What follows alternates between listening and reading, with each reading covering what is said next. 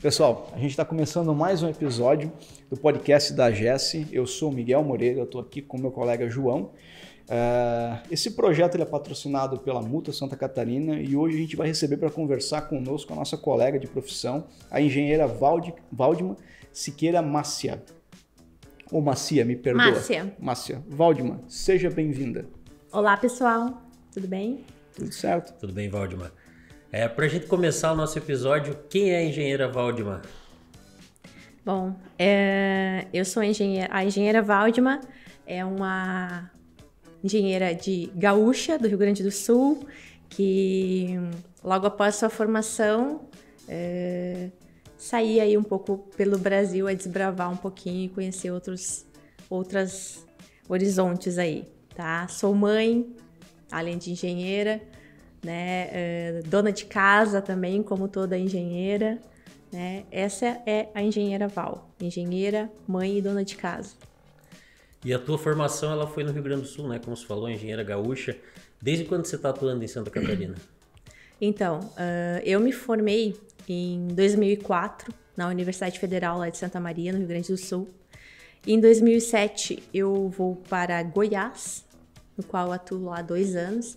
E em 2009, uma data bem marcante para mim, no dia do meu aniversário, no dia 6 de fevereiro de 2009, eu venho para Joinville. Vim para cá em função do trabalho do meu esposo, né? Então ele recebeu uma oferta de trabalho aqui e a gente acabou vindo, até porque como estávamos em Goiás, nós estávamos a 2.000 quilômetros da família, aqui pelo menos ficaria 800 e poucos quilômetros, né? Um pouco mais próximo da família. E aí a gente aceitou o desafio. Então, estou aqui desde 2009, em Santa Catarina. Já adaptada com o estado? Já, com certeza. Essa parte de Goiás eu não sabia. Pô, é diferente, né? Porque a primeira barreira do clima, né? Que é bastante diferente do Rio Grande do Sul. Tu é de onde do Rio Grande? Eu sou de São Cepé, a minha cidade natal é São Cepé, que fica do lado de Santa Maria. Santa Maria hoje todo mundo conhece depois, né? Daquele incidente lá com a Kiss, todo mundo conhece. Sim. E fiz faculdade lá em Santa Maria, né? Isso que me perguntam, e na minha época não era uma boate, tá? Lá era um cursinho pré-vestibular, onde era Kiss. Tive a oportunidade de conhecê-lo depois já sendo Kiss lá na época, mas na minha época era um cursinho pré-vestibular. Então, vou te contar um pouquinho de Goiás, né? Quando eu me formei, era uma época que, cara, tu olhava todas as vagas e falava assim, 5 anos de experiência. E aí, como que faz para conquistar 5 anos de experiência se todo mundo queria um profissional já com aquela experiência? Embora depois de formada eu fazia estágio numa construtora em Santa Maria e me formei e continuei trabalhando nessa construtora. Mas eu queria novos desafios e eu não tinha como crescer lá dentro porque a dona da construtora era um engenheiro civil. Então eu resolvi desbravar um pouquinho aí o Brasil. Por que Goiás? Eu sabia que lá para cima tinha muitas oportunidades de trabalho na época e ali no sul estava saturado, né? Não tinha vagas. Então meu marido se candidatou para uma vaga lá. E nós, depois de 3 meses de casados, a gente foi para Goiás. Foi uma experiência muito boa, que me engrandeceu muito como profissional. E até recomendo às pessoas que sejam abertas a essas oportunidades, né? Que a vida às vezes nos dá. Lá eu trabalhei numa prefeitura, no qual eu fiz desde casa popular, ponte, escola, creche, praça, tudo que vocês imaginarem, eu atuei. Então abriu bastante o leque. Depois eu fui para uma outra cidade que eu fazia obras da Perdigão. Eu era responsável técnica por uma indústria de pré-moldado e estrutura metálica. Então a gente tinha 350 funcionários, mais ou menos, e fazíamos obras da Perdigão, aqueles galpões, aqueles aviários, né? Então eu conheci um Chester, tá? Eu sei o que é um Chester, ele existe. Nessa época eu descobri o que é um Chester. Mas ele é muito reservado, né? Ele é muito reservado, né? Só aparece no Natal. Só aparece no Natal. Mas eu tinha uma curiosidade, o que é um Chester? É um peru ou é um frango? Ele é um frango. Ele recebe um pouquinho de hormônio a mais que os outros. Frango bombado. Então, o Chester é um frango bombado. E tive a oportunidade de conhecê-los lá, que fazia os aviários, né? Então a gente tinha uma produtividade muito grande, assim, a gente entregava um aviário em 45 dias, porque era estrutura metálica e pré-moldado, e como você falou, né, o clima ajudava bastante. Era 6 meses com chuva, 6 meses sem chuva, e os 6 meses sem chuva não adianta rezar para chover que não chove. Né? Aí dava pra não trabalhar. tem. E aí tu trabalhava. Aí era aquela época que tu produzia. Mas os 6 meses com chuva não é como aqui, por exemplo, que chove um dia inteiro. Gente, eu tinha pena. Final do dia, a galera, maioria, moto, bicicleta, ia embora e começava aquela bomba d'água. Aí todo mundo tomava banho de chuva para chegar em casa. E passava, né? Mas foi muito legal, assim, eu cresci muito profissionalmente. Foi um leque bem interessante que se abriu para mim na época quando eu estava lá. Aí depois estava muito bem lá profissionalmente, mas meu marido recebeu uma proposta para Joinville e realmente em função da distância a gente acabou voltando, né? Eu sentia muita falta da minha família, era bem apegada assim aos meus sobrinhos, que é o que eu mais sentia falta, e aí a gente acabou voltando para mais perto aqui, que a oportunidade era em Joinville. Joinville, fiquei meus 11 anos em Joinville, né? Atuando aqui, e agora fazem 3 anos que eu tô morando em Pissarras. Mas a família tá sempre querendo que eu volte, e eu falei que não volto de Santa Catarina. Não tem jeito.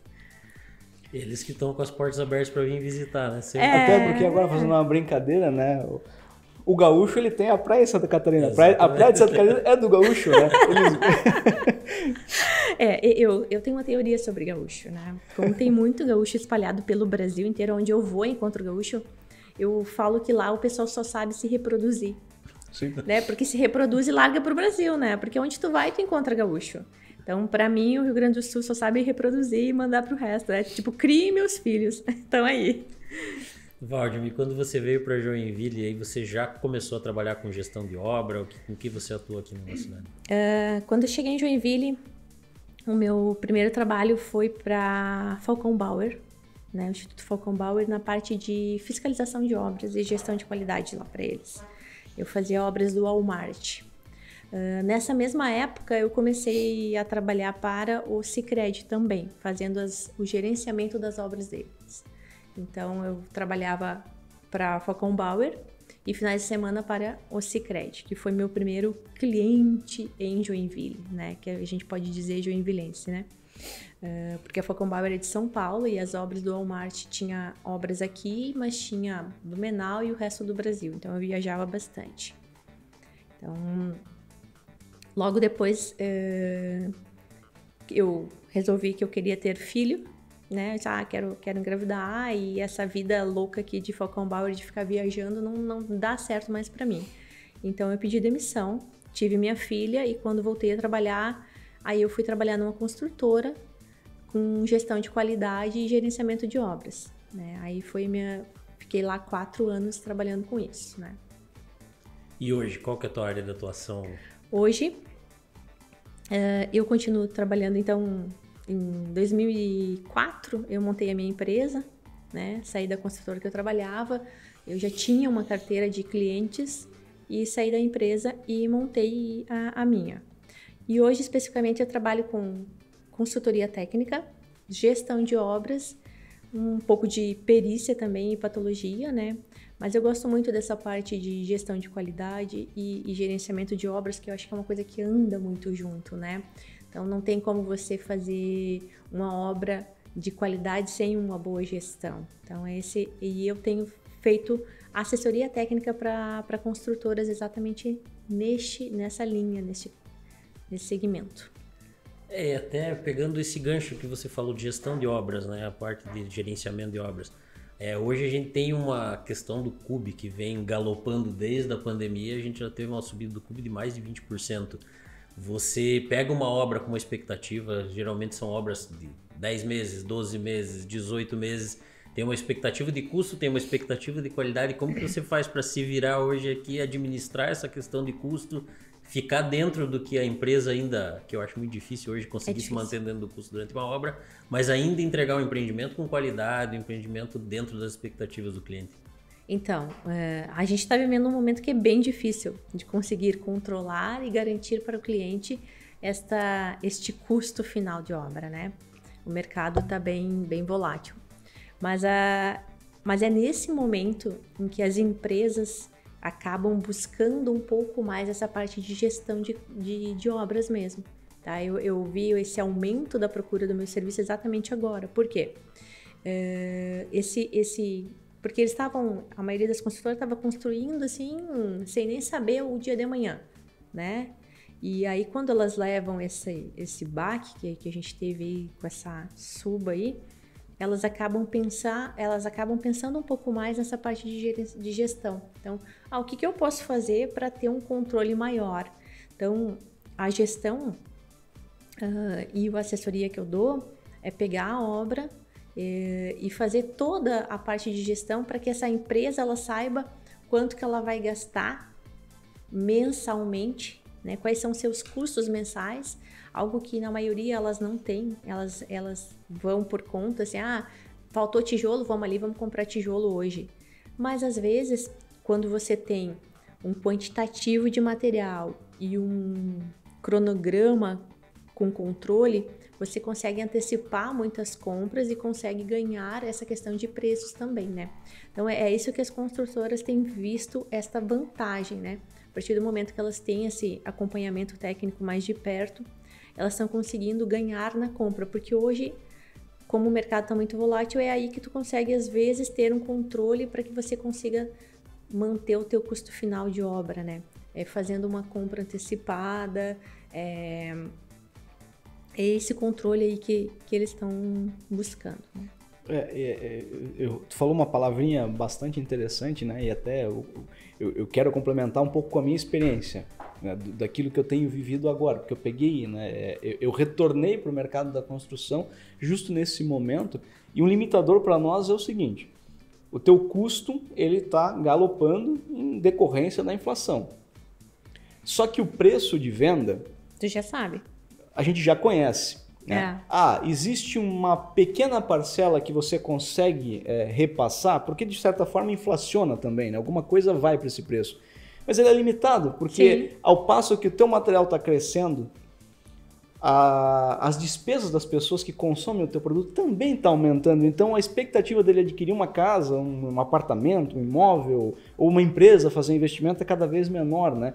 E tu falou um item, e aí eu vejo que de fato a participação da engenharia é fundamental, e quando tu coloca a palavra controle junto com o cronograma, é fundamental esse entendimento. Sim. Porque há um tempo atrás as pessoas, eu quero um cronograma. Mas de nada adianta um cronograma se você não fizer o controle desse cronograma. Tem que ser um controle, eu falo assim, não é um cronograma simples de execução, tem que ter um cronograma físico-financeiro. Isso, é que a palavra planejamento não faz sentido sozinha, planejamento e controle, eles andam de mão dada. E aí a gestão, e assim, hoje em dia a gente não sabe o custo da nossa obra. Mas a gente sabe o valor do nosso produto no final. Sim. Porque o mercado já estipulou o valor do teu produto. Exatamente. Então, o que faz o meu custo de obra? É uma boa gestão, é uma boa compra, é um controle um pouco maior. Porque o teu valor de venda, infelizmente, o mercado não está conseguindo absorver. Então, você vai vender... Hoje, você vende um produto pelo mesmo preço que você estava vendendo antes dessa suba, né? O mercado não consegue absorver isso. Então, aonde que tu tem que trabalhar? Você tem que trabalhar para que tenha um custo melhor, né? Um custo mais baixo, né? De construção, porque o mercado já estipulou o valor do teu produto. Ele, esse produto vale 1 milhão, vai continuar valendo 1 milhão. Então, eu tenho que buscar para fazer o mínimo possível, né? Como que eu faço isso? Uma gestão da tua obra. Reduzindo então, assim, eu vejo que quando a gente consegue ter um cronograma físico-financeiro e as pessoas conseguem visualizar o custo mensal que elas vão ter, elas conseguem se preparar melhor para isso, né? E fazer as compras, né, em função do cronograma de obra também, de uma forma mais adequada. E ter esse controle financeiro também da construtora, porque também não adianta eu pegar e gastar todo o meu dinheiro lá no começo da obra e não ter dinheiro para... eu comprei todo o material. Beleza, e agora? Como é que eu pago a mão de obra? Exatamente. Né? Então, que é uma parcela significativa. Que é uma parcela bem. Então, as construtoras têm visto isso como uma boa vantagem, né? E hoje lá em Pissarras, eu tenho hoje 5 construtoras que eu dou esse tipo de assessoria. E também eu sou aquela pessoa que eles falam, ela chegou a chata, aquela pessoa que vai lá para achar defeitos, para realmente ir com um olhar mais técnico para evitar as patologias, né? Como eu fiz especialização em patologia também, e é uma coisa que me incomoda bastante, assim, eu odeio esse pós-obra e trabalhei muito tempo também com isso. Então, nossa, para mim é muito doído quando a gente tem que voltar para fazer uma manutenção num apartamento, por exemplo, com gente morando, ou casa, o que for. Eu acho muito desgastante, ninguém quer isso, né? Então, hoje eu também faço esse trabalho para as construtoras, que é evitar as patologias futuras, né? Então, isso tem sido bem aceito no mercado de pissarras. Sim, tu comentou essa questão do pós-obra, né? Eu estou vivendo isso agora, porque eu absorvi uma obra que eu não comecei, né? Faz parte do negócio, né? E ela tem uma qualidade, mas eventualmente há muito que se melhorar na parte de execução, né? E a gente tem esse preço associado à entrega. E aí eu já quero entrar num outro campo que tu atua e que você nos ajudou, inclusive, né? Que é a questão do manual do proprietário. Ele naturalmente não me livrou daquelas obrigações que eu tenho, porque isso não é uma competência do manual, mas é uma competência da execução que a gente precisava cumprir, né? E infelizmente eu te chamei no momento mais tarde para isso, né? E aí já aprendi, a gente pode melhorar isso na trajetória, né? Fala um pouco mais dessa outra área que tu trabalha, que tu atua, que é o manual do proprietário. Ele tem nos ajudado bastante, tá? Em relação à conversa com as pessoas, né? O encaminhamento de como funciona, como não funciona, sem contar em trazer também para nós algumas referências importantes para melhorar o procedimento de execução de obra. Exato. Bem, por que eu resolvi elaborar um manual do imóvel e gastar energia nisso? Eu trabalhei, essa construtora que eu trabalhava em Joinville, ela entregava muitos imóveis, muitos empreendimentos, e então tinha um pós-obra muito pesado, vamos dizer assim, né? Economicamente falando. E eu ia lá e eu via várias coisas, nossa, isso aqui a gente não tem que fazer mais, isso aqui não está mais na garantia. E ficava olhando várias coisas que poderiam ter sido evitadas. Em 2012, quando a norma de desempenho ainda estava sendo elaborada, teve aqui em Joinville uma palestra com o Hércio Thomas. E eu já participei dessa palestra e já vi ali que eu poderia melhorar meu manual do imóvel. Em 2013, a norma de desempenho entrou em vigor e o manual do imóvel praticamente se tornou uma obrigatoriedade para todas as construtoras, né? A norma de desempenho deixa isso muito claro, que é a obrigação do construtor entregar o manual do imóvel para o proprietário e o proprietário fazer as manutenções conforme está orientado. Por quê? Porque se parte da premissa que toda pessoa é um leigo. Então, como que ela vai fazer a manutenção do imóvel dela se ela não sabe como fazer? Então, cabe ao construtor orientá-los e a periodicidade com que tem que fazer. Assim como quando a gente compra um carro, você sabe que você tem que revisar teu carro com 10 mil quilômetros ou com 1 ano. A tua casa também tem essas periodicidades de manutenção, mas se você não orientar, a pessoa não sabe. Então, eu comecei a elaborar o manual do imóvel. Em 2013 também eu fiz um MBA e lá eu já fiz meu TCC em função do manual do imóvel, porque para mim ele é muito importante. Para os dois lados, construtor. Por que para o construtor? Porque, voltando a essa mesma construtora que eu trabalhava, um exemplo que eu uso até hoje, a gente trocava rejunte durante 5 anos dos apartamentos. E se você pegar um pacotinho de rejunte, você vai ver lá que a garantia é de 1 ano. E por que a construtora tem que dar 5 anos? Muita construtora ainda trabalha assim até hoje, né? Até hoje. Até os 5 anos eles vão fazendo tudo que o proprietário pede por falta de conhecimento. Por falta de ter desenvolvido um material antes, orientando disso aí. Exato. Aí a norma de desempenho, ela vem e ela fala que é 1 ano de garantia. Assim como vários outros sistemas construtivos têm suas garantias, né? Instalações elétricas, instalações hidráulicas, tudo tem um prazo e não é mais 5 anos, não é mais tudo 5 anos, né? Então, foi por isso que eu resolvi me dedicar a isso, para evitar que as construtoras fiquem fazendo manutenções solicitadas e que não fazem parte do escopo deles mais, né? É manutenção, não é mais garantia de obra. Isso se chama manutenção. Trocar rejunte depois de 1 ano não é mais garantia, é manutenção da tua casa. Revisar selantes, por exemplo, as esquadrias. A gente tem muito problema de infiltração nas esquadrias. Por quê? O selante tem 1 ano de garantia. Então, anualmente, o proprietário tem que fazer a manutenção desses selantes, das esquadrias deles. E ninguém faz. E aí o construtor vai lá e refaz aquele selante. Né? Por quê? Por falta de conhecimento dele, que aquilo ali já não tem mais garantia, que aquilo ali já se tornou uma manutenção preventiva daquela residência, né?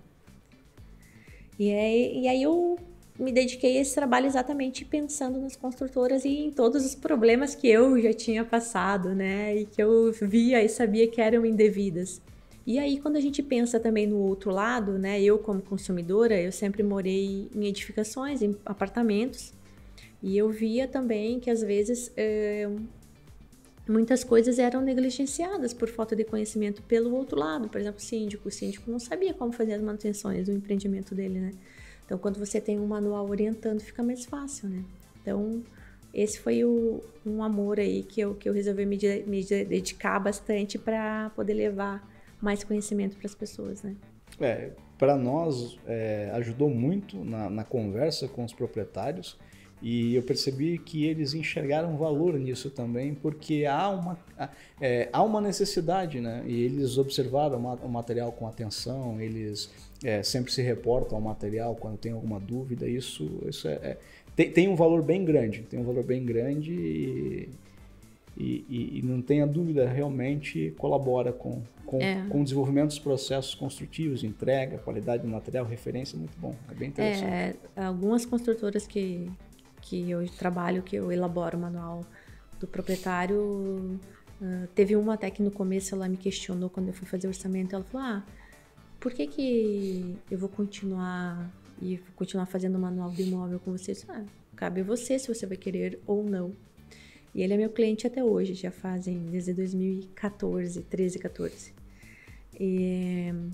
Porque na primeira manutenção que foi solicitada a ele foi ler o manual e ele viu que era improcedente.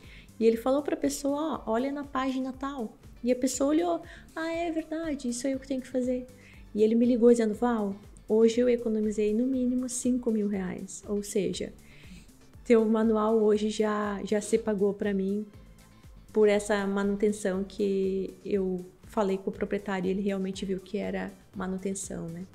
Então, e até hoje é meu cliente. Toda vez que ele tem uma obra, ele vai lá e me procura para fazer para ele. Assim, isso que você falou, acho que entra muito na questão de valorização da nossa profissão, valorização do que a gente está executando, né? Eu vejo hoje muitos profissionais que não conseguem entender a sua responsabilidade técnica e os benefícios do seu trabalho. A gente não está fazendo ali um simples trabalho na nossa hora técnica, indo lá dividir conhecimento. A gente está agregando valor para o empreendimento, né? Você colocar no manual do proprietário informações que o teu contratante depois viu que o teu manual do proprietário saiu barato para ele pelo dinheiro que ele evitou. Como que você enxerga isso hoje na nossa profissão? Os nossos pares, digamos assim, né? Como que você enxerga hoje a valorização da responsabilidade técnica em relação ao que a gente leva para o mercado, o que a gente cobra das empresas? Você vê que os profissionais hoje estão atentos a isso, estão levando isso em consideração, ou a gente ainda precisa melhorar muito? Olha, eu acho que a gente precisa melhorar muito, tá? Eu tenho visto no mercado profissionais... eles não estão muito preocupados com a sociedade. Vamos falar como sociedade, tá?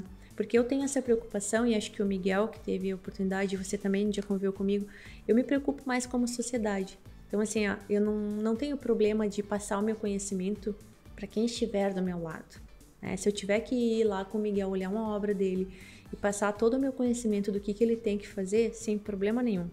Mas eu vejo que muitos profissionais, eles querem guardar o conhecimento deles embaixo do braço, não querem dividir. Então, às vezes, algum problema que aconteceu com eles pode estar acontecendo comigo também. E se ele dividir comigo o problema e a solução, a gente pode estar passando adiante e resolvendo outras coisas. Outra coisa que eu vejo muito são profissionais que eles entram no mercado achando que eles já sabem tudo, tá? Eles não querem aprender. E eu encontro muito essa dificuldade, ainda mais, você é mulher, né? Como que você sabe mais do que eu? Você acha que sabe mais do que eu? Lógico que ele não fala isso, mas deixa entender que, desculpa, mas eu sei mais que você, né? Então, mas assim, não é uma coisa que me abale. Eu mostro o meu trabalho, faço o meu trabalho da minha forma, como sempre fiz, me dedicando o máximo que eu posso. E lembrando que eu sou um ser que está aqui para aprender, para evoluir. Então, se eu não estiver fazendo isso, eu acho que não vai valer a pena a minha passagem por aqui.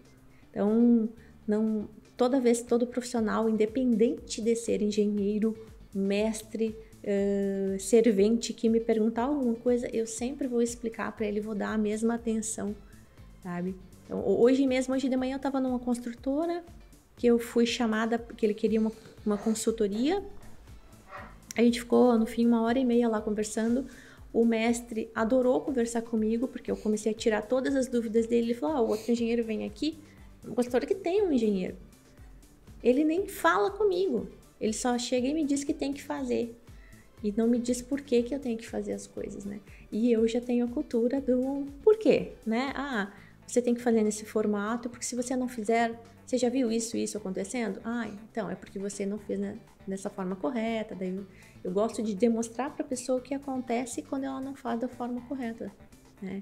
E aí foi essa dedicação, e aí ele até agradeceu no final. Disse, nossa, eu tava até meio emburrado que eu ia ter que ter essa reunião contigo aqui, mas agora tô indo almoçar feliz, porque você realmente fala a minha língua e não fica falando também uma linguagem mais...